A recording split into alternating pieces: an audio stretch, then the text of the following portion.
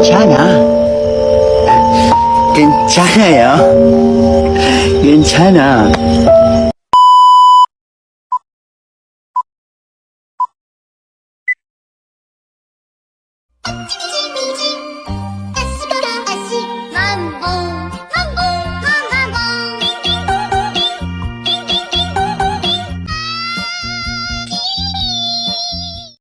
A few moments later. Hai, Assalamualaikum warahmatullahi wabarakatuh. Perkenalkan, nama aku Najwa Karina dari 4C. Dan di kesempatan kali ini, aku akan mereview salah satu subbab dari buku yang berjudul Studi Kawasan Dunia Islam, Sejarah Teori dan Pemetaan Kawasan karya Asep Ahmad Hidayat. Nah, subbab ini berjudul Kawasan Islam di Afrika Utara. Alasan aku memilih subbab ini karena memang tertarik dengan kawasan Asia Afrika.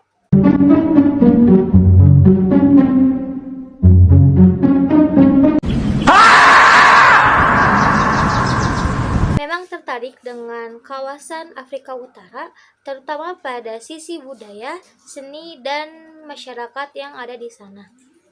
Menurut aku, Afrika Utara merupakan salah satu kawasan yang unik karena menjadi tempat bertemunya berbagai peradaban. Walaupun di subbab ini pembahasan mengenai budayanya belum dijelaskan secara terlalu mendalam. Justru hal itu membuat aku semakin penasaran mengenal kawasan ini lebih jauh. Sebelum membaca subbab ini, yang aku ketahui tentang Afrika Utara ialah dengan piramidanya, dengan gurun Sahara, cuaca panas di sana, dan lain sebagainya. Tapi setelah membaca pada buku ini, aku jadi tahu bahwa Afrika Utara ternyata punya peran yang sangat penting, bukan cuman sejarahnya, sejarah dunia Islam, tetapi juga dalam perkembangan peradaban manusia di sana. Dari seluruh subbab ini, ada 4 poin yang paling menarik buat dibahas di review kali ini. Poin pertama adalah letak geografis dari Afrika Utara.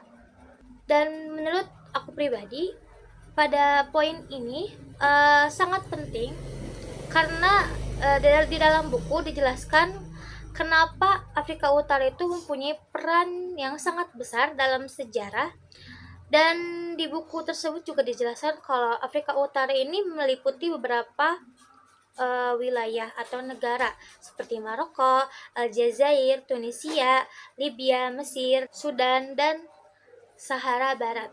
Lalu Afrika Utara ini terletak atau berada di antara 3 kawasan.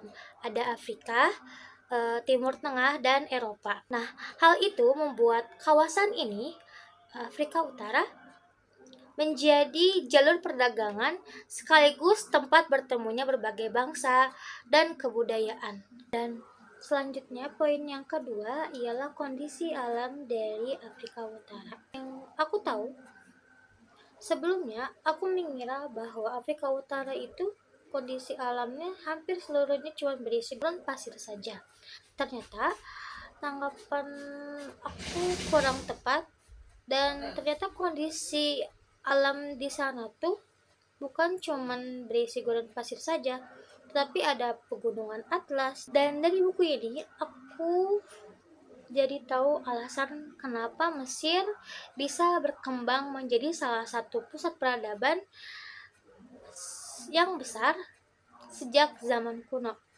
Dan menurut aku, bagian ini menunjukkan bahwa kondisi alam dari Afrika Utara ini memang sangat berpengaruh terhadap kehidupan dan perkembangan di sana.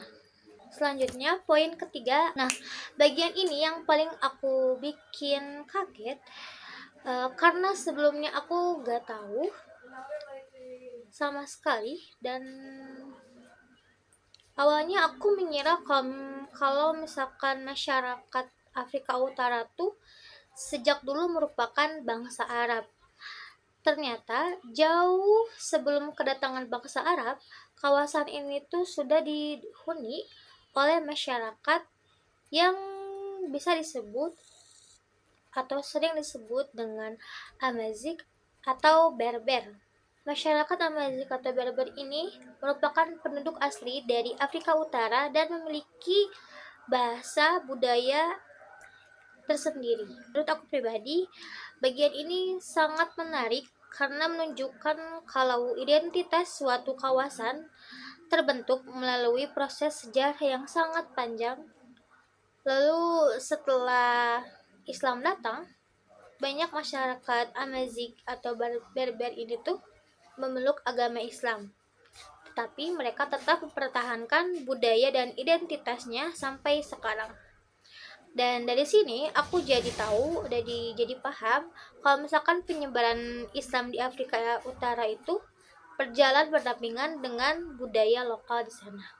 Dan terakhir, poin yang keempat ialah peran Afrika Utara dalam perkembangan Islam. Pada poin ini, aku lebih sering mendengar bahwa perkembangan utama Islam itu di Jazirah Arab. Ternyata Afrika Utara juga punya kontribusi yang sangat besar untuk perkembangan Islam, dan dari kawasan inilah Islam kemudian menyebar ke Afrika Barat, bahkan masuk ke Eropa melalui Andalusia di Spanyol. Dan menurut aku pribadi juga, bagian ini tuh menjadi penutup yang paling menarik karena membuat aku tahu dan sadar kalau misalkan Afrika Utara itu bukan hanya menjadi wilayah yang menerima Islam, tetapi juga menjadi salah satu pusat penyebaran dan perkembangan peradaban Islam ke berbagai wilayah. Dan setelah membaca subbab ini atau buku ini, aku jadi tahu kalau misalkan Afrika Utara bukan hanya tentang gurun, piramida, tetapi juga salah satu peradaban atau pusat peradaban yang memiliki sejarah, masyarakat, dan budaya yang sangat menarik untuk dipelajari lebih lanjut. Dan sebagai mahasiswa sejarah, menurut aku ini penting untuk kita pelajari sejarah kawasan-kawasan seperti ini karena bisa memperluas wawasan kita tentang bagaimana Islam berkembang di berbagai belahan dunia. Dan gak cuman mahasiswa sejarah saja. Demikian review yang dapat aku sampaikan mengenai subbab kawasan Islam Afrika Utara dalam penyampaian, pengucapan, maupun informasi yang dapat aku sampaikan. Terima kasih kepada teman-teman yang sudah menonton video ini. Wassalamualaikum warahmatullahi wabarakatuh. Bye-bye.